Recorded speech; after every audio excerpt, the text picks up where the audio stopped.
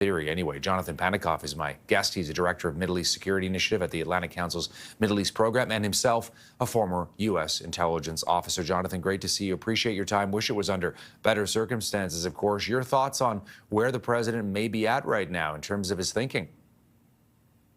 Thanks so much for having me. I think you heard it from the secretary, and I think he's probably accurate here. I think the president probably hasn't decided exactly what to do yet, but he's clearly putting in place what would be necessary, the U.S. assets, in case he makes the decision to go ahead and join Israel's military campaign.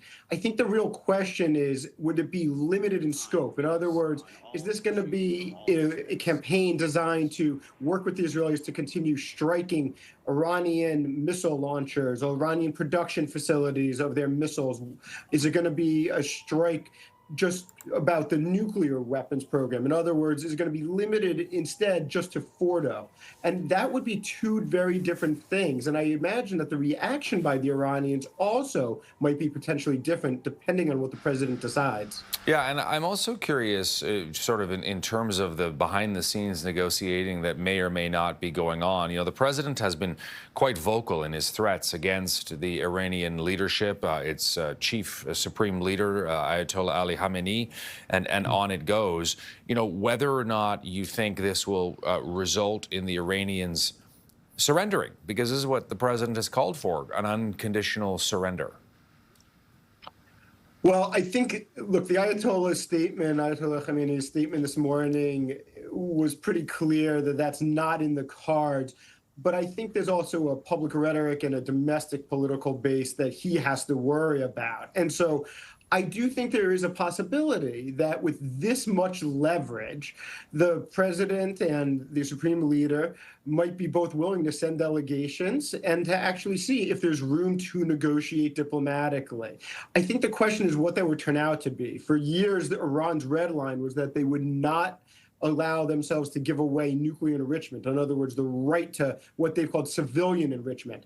The president has been very clear that's his red line, that Iran can have no nuclear enrichment because even a civilian program they don't think would not be used eventually toward military aspects and toward developing a bomb. And so if that divide can be overcome because the Iranians really are at a place where they're so weakened and so concerned that they have to capitulate, then maybe there's a diplomatic solution and way out of this. But if it's not, if the Iranians hold to their line of needing to have a civilian enrichment right, then I think it's going to be hard to imagine diplomacy winning the day in the end, unfortunately. Do you think that the Ayatollah himself will be personally targeted as the president has threatened? I think it's possible, but probably unlikely, certainly at this point. Look, there's some reporting, I certainly can't corroborate it, but from respected journalists that the Israelis asked about killing Khamenei a few days ago. They were waved off by President Trump. I think President Trump is trying to gain significant leverage, and I think he probably has. Threats have to be backed by a credible military deterrent, and whether that's about the nuclear program or otherwise. Now, we have seen President Trump assassinate Iranian leaders before. He assassinated Qasem Soleimani, the former head of the Quds Force, back in his first term.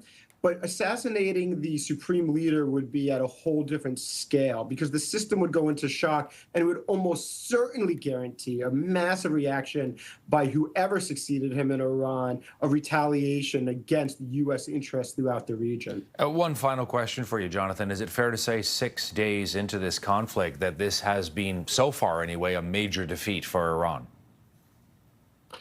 I think that's probably accurate so far, but the question is where this ends up at the end. It's certainly true that Iran's nuclear program has been set back no matter what.